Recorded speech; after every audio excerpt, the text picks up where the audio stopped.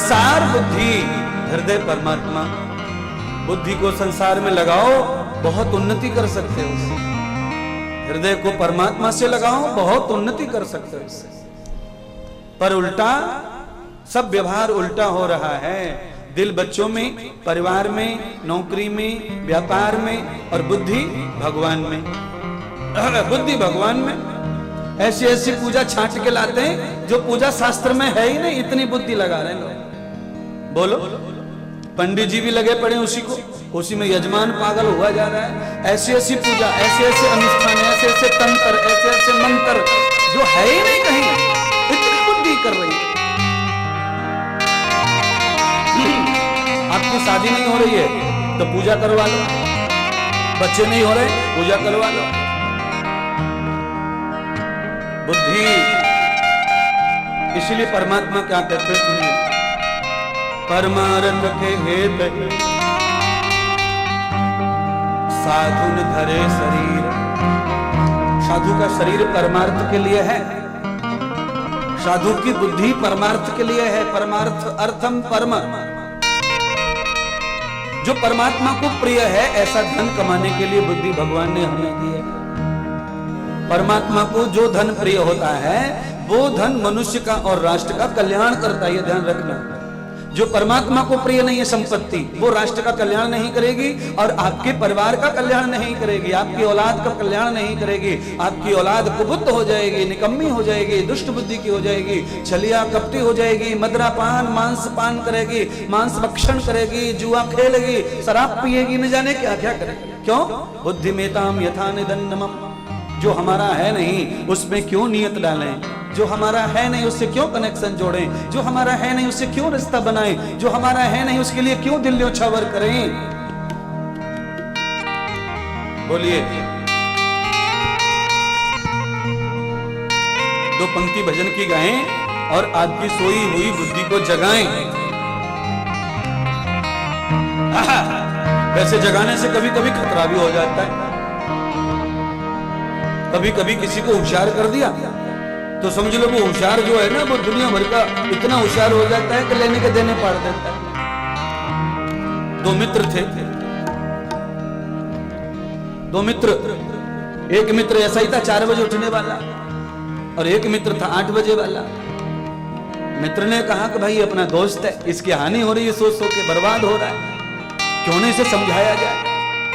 तो 4 बजे वाले मित्र ने 8 बजे वाले को समझाना शुरू किया, भाई तू मित्र है, हमारे सामने तू बर्बाद हो रहा है, नुकसान कर रहा है, तो ये मित्रता झूठी हो जाएगी। लोग क्या बोलेंगे, दोस्तों के एक बड़ा आदमी हो गया, एक गरीब हो गया, इसलिए तू ऐसा कर, बराबर में चल, तू सुबह जल्दी उठा कर।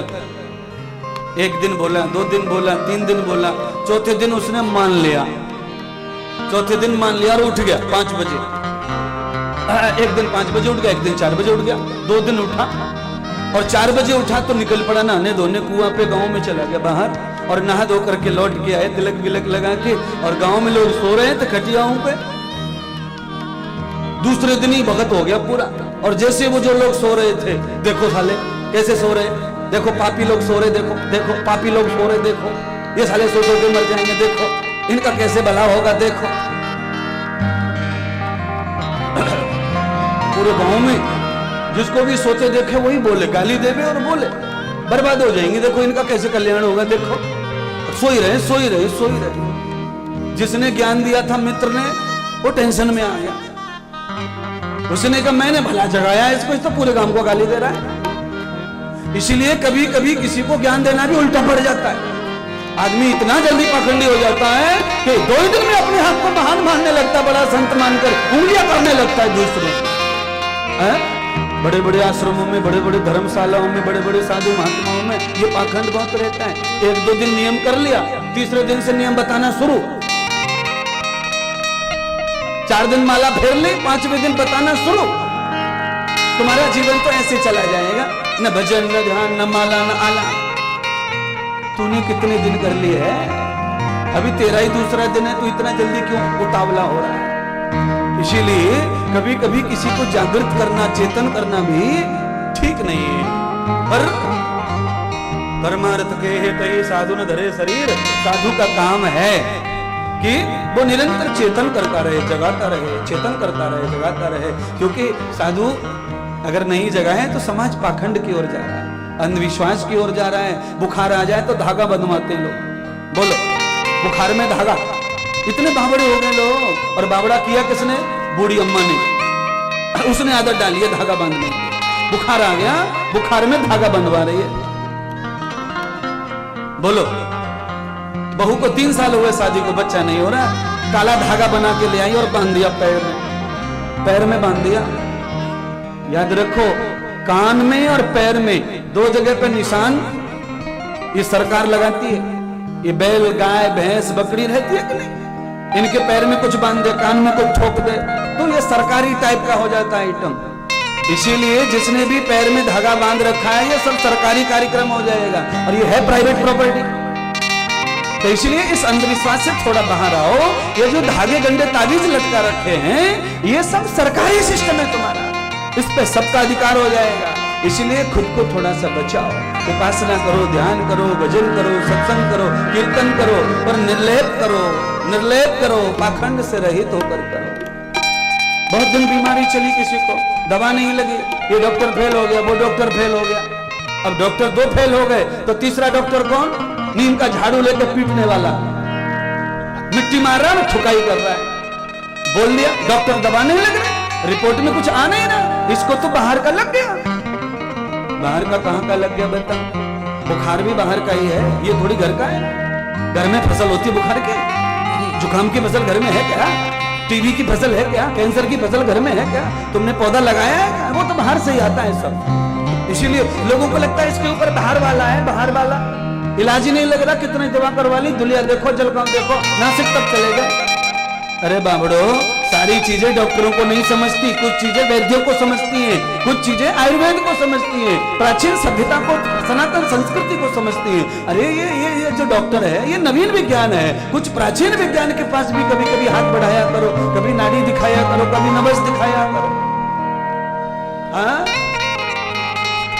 चाहे जितनी रिपोर्ट निकाल लो, एसिडिटी का कभी रिपोर्ट नहीं आता, और माथा फटा जा रहा, दुख दुख के, दुख दुख के, दुख दुख के। डॉक्टरों ने 20 गोली बदल दी सिर दुखने की, सिर ठीक ही नहीं हो रहा। क्यों नहीं हो रहा? दर्द एसिडिटी का है और दवा दी जा रही है दर्द की, माइग्रेन की, और दर्द नाभि से जा रहा है वहां। याद रखो, चूल्हा नीचे जलता है, काला ऊपर होता है। एसिडिटी यहां होती है और तकलीफ यहां होती है। इसीलिए वो रिपोर्ट में आएगा नहीं तो ठीक होगा नहीं, बाद में ठीक होता नहीं तो फिर लोग बोलते भूत लग गया, इसको चुड़ैल लग गया, इस पर साया हो गया, पितृ का दोष हो गया, इस पर नाराज हो गए देवता। हाँ, देवता नाराज हो जाएंगे, क्योंकि बुद्धि जहां चाहिए वहां नहीं लगाई, और दिल जहां चाहिए वहां नहीं लगाया। तुम्हारा दिल जहां चाहिए वहां लग गया तो एसिडिटी की खबर पहले दिन ही पड़ जाएगी कि हमें एसिडिटी। हाँ, अरे बीमारी जिस दिन आएगी उस दिन पता चल जाएगा कि बीमारी आ गई। पर बुद्धि लगाइए भगवान में, बुद्धि से कर रहे हैं भगवत्ता। भावान्वितम यथान कथानाम, कथा में भी ज्यादा बुद्धि की जरूरत नहीं है, ज्यादा ज्ञान नहीं ठूसना। यहां पर प्रेम चाहिए, परमात्मा के प्रति निष्ठा चाहिए, भगवान के प्रति मेल मिलाप चाहिए, भगवान के प्रति विश्वास चाहिए, तो कथा आनंद देती है, प्रवचन आनंद देता है। बुद्धि का जो प्रवचन है वो आनंद नहीं देता। फलानी गीता का श्लोक बोल दिया और उसका अर्थ कर दिया, भागवत का श्लोक बोल दिया उसका अर्थ कर दिया, उसमें आनंद जिंदगी में नहीं मिलेगा, चाहे जितनी बार कथा सुन लो, चाहे जितनी बार प्रवचन सुन लो। अमृतम यथा भूतम च अमृतम तदा गतिनम। शरीर में बताओ ऐसी कौन सी जगह है जिसमें पानी पानी, हर समय पानी, फिर भी प्यास?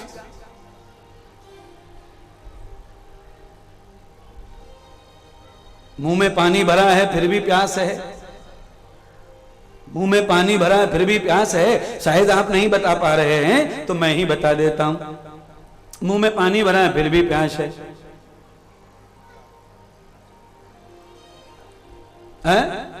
द्रगबिंदु जल नैनन भरे, अधरन होशी अपार, नैनों में आंसू और होठों पे हंसी, यही भगवान की भक्ति का पहला स्वरूप है महाराज। हाँ, आदमी के आंसू निकल रहे हो और मुंह पे बारे बज रहे हो तो ये दुख के आंसू हैं, और चेहरे पे हंसी हो और आंसू टपक रहे हो, ये भक्ति के आंसू है, आनंद के, और ये परमात्मा के साथ में दिल मिल गया है तो उसकी प्रभाव धारा है। दृग्नयन आंसू अधरन हंसी अपार। भगवान के प्रति ऐसी निगाह श्रद्धा, हर समय प्रसन्नता हो चेहरे में, और दृग नैनों में नीर बह रहा है, यमुना बह रही, गंगा बह रही है, जो प्रभु को प्रिय है, जो परमात्मा के साथ जुड़ी है। भगवान के साथ गंगा जुड़ी है, विष्णु के चरणों में गंगा रहती है, शिव जी के माथे पे गंगा रहती है, यमुना जुड़ी है, भगवान नारायण की पटरानी यमुना है, इसीलिए नेत्रों में गंगा यमुना की धाराएं। और अधर्म होठों पे हंसी, तो समझ लो भक्ति के निकट हो तुम, भगत हो, पवित्र हो, और जरूर तुम्हारा जुड़ा हुआ है संबंध है परमात्मा से। प्रधानमंत्री के परिवार में से किसी भी आदमी से तुम्हारी अच्छी दोस्ती है तो तुम्हें प्रधानमंत्री के साथ में जुड़ने में ज्यादा देर लगने वाली, बस हो गया काम।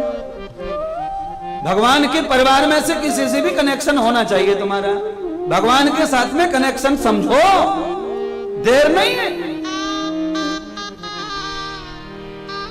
कितने सारे लोग ऐसे जो मोदी जी के भाइयों से मिलते हैं, बात करते हैं और फटाफट अपने काम करवा लेते हैं, ज्यादा देर नहीं लगती समय लेने में, वार्तालाप करने में, मिलने में। संबंध के ये फल हैं, संबंध से ये लाभ होते हैं। भाई जिस हकीम के, जिस साहब के, जिस महात्मा के, मानो मेरे साथ ही संबंध है आपका, मुझसे आपको जल्दी मिलना है तो मेरे अगल बगल में जो घूमते हैं उनसे कनेक्शन अच्छा हो जाए तो मुझसे मिलने में देर नहीं लगती, कुटिया तक ले आता फटाफट। और जिनके संबंध नहीं है अरे गहरे से, वो नहीं भटकते गेट के अंदर, हट हट हट चल चल चल चल हट हट हट चल चल चल चल।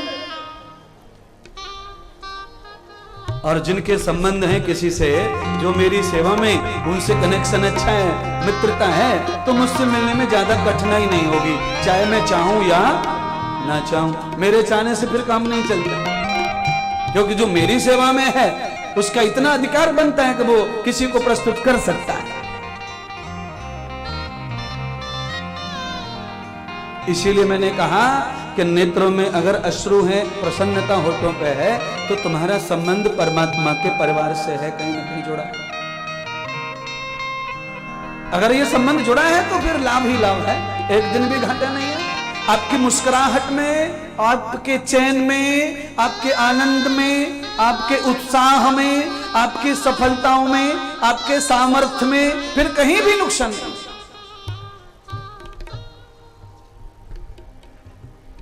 इसलिए खुद को हमेशा सकारात्मक रखो।